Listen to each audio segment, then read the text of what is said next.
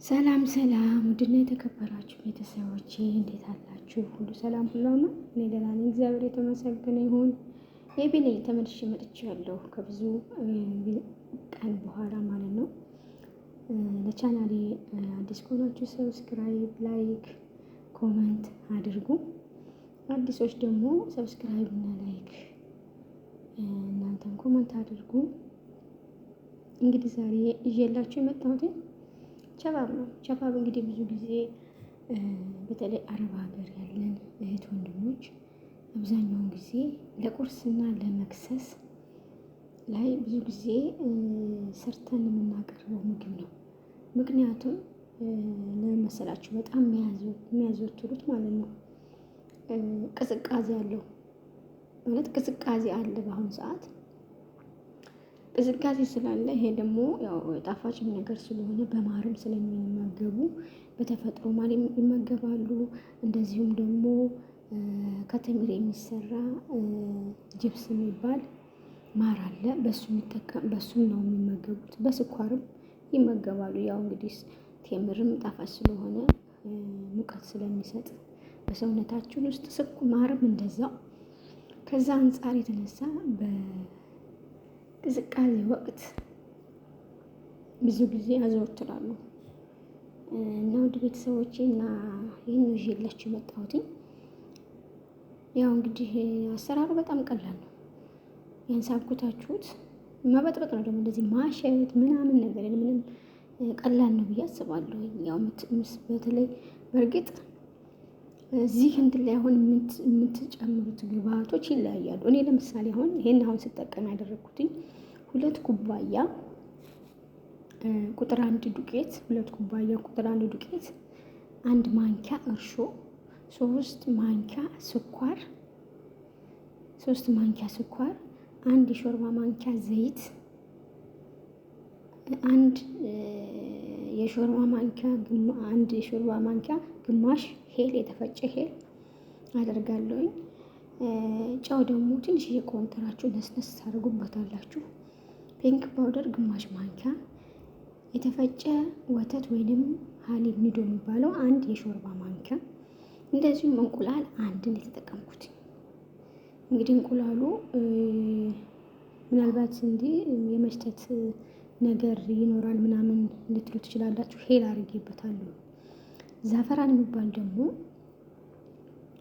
ትንሽ የለቆንጠር የምታደርጉት በጣም ብዙ ስለሆነ እሷን ድቅቅ አድርጋችሁ ወይ ሊጡ ላይ ትነሰንሱታላችሁ ወይንም በሙቅ ውሃ በሲኒ አድርጋችሁ ትዘበዙትና ለ2 ደቂቃ ምናምን፣ ከዛ ራሱ ከለር ይሰጣል ማለት ነው። እሱን ታረጋላችሁ። እኔም እንደዛ አድርጌ በጠበጥኩትኝ። ከፈለጋችሁ በማሽን ትፈጠብጣላችሁ። ከፈለጋችሁ ደግሞ የእንቁላል መምቻ ወይንም የሆነ የምንበጠብጥበት ነገር አለ እና የእንቁላል መምቻ መቼም በየቤቱ አይጠፋም። በሱ ትመታላችሁ። እኔ በሱ መታሁትኝ። ከዛም በኋላ ለግማሽ ሰዓት ነው ያስቀመጥኩት። እንደፈለጋችሁ ማድረግ ትችላላችሁ። ለ1 ሰዓትም ለግማሽ ሰዓትም ምናምን። ምክንያቱም በደንብ መኳት አለበት። ቀጠን አድርጋችሁ ነው እንደምታዩት። እንግዲህ ቀጭን ነው ሊጡ። እንደዚህ ነው ያወካሁትኝ። እንደዚህ አብኩቼ ኩፍ ሲልልኝ ይሄ አረፋ ኩርፍርፉር ምናምን። አሁን ኢትዮጵያ እንጀራ አድርጋችሁ ስትሉ እርግጥ ኢትዮጵያ አረፋው በደንብ ይክተትና ጋግራሉ። አረፋው እየተኮረፈረፈ ምናምን ይላሉ እናቶች። ይሄ አረፋው እየተኮረፈረፈ እያለ ከዛን እሱን በቃ መታሁትኝ።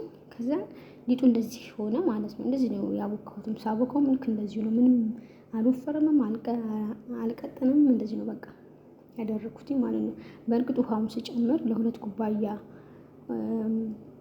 ዱቄት ውሃውን ስጨምር አለካሁትም፣ እውነቱን ስነግራችሁ ማለት ነው። እኔ እንደዚሁ ባይኔ ነው እንትን ያልኩትኝና እንደዛ አድርጋችሁ መጠቀም ትችላላችሁ። በጣም ቀላል ነው። ግማሽ ሰዓት ወይ 1 ሰዓት ታስቀምጡትና ከፈለጋችሁ መጥበሻ ካላችሁ በመጥበሻ፣ እንደዚህ አይነት ማሽን ካላችሁ በማሽን ሰርታችሁ ተመገቡ፣ ለሰዎቻችሁም መግቡ እና በጣም አሪፍ ነው።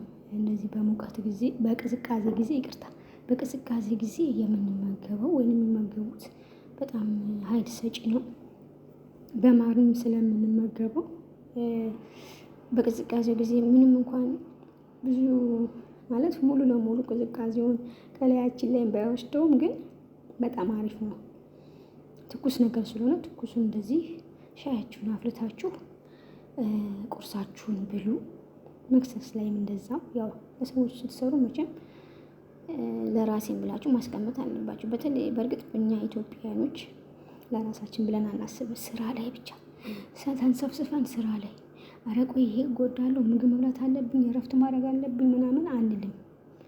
ይሄን አውቃለሁኝ ከኔ ጀምሮ ማለት ነው። እኔም በራሴ እየታዘብኩትኝ ራሴን በራሴ ስለማቅ ማለት ነው። እና ግን ያ መሆን የለበትም። እናንተ ስትኖሩ ነው ሁሉም ነገር ሊኖር የሚችለው። ራሳችሁን መጠበቅ አለባችሁ። የሌላ ሀገር ዜጎች ብታዩ ከመኝታቸው ተነስቶ መጀመሪያ የሆነ ምግብ የሆነ የሚጠጣ ነገር ትኩስ ነገር ወስደው ከተመገቡ ወይ ከጠጡ በኋላ ነው ወደ ስራቸው የሚገቡት። እና እንደዛ ነው። ውድ ቤተሰቦች አብራችሁ ስለነበራችሁ ከልብ አመሰግናለሁ።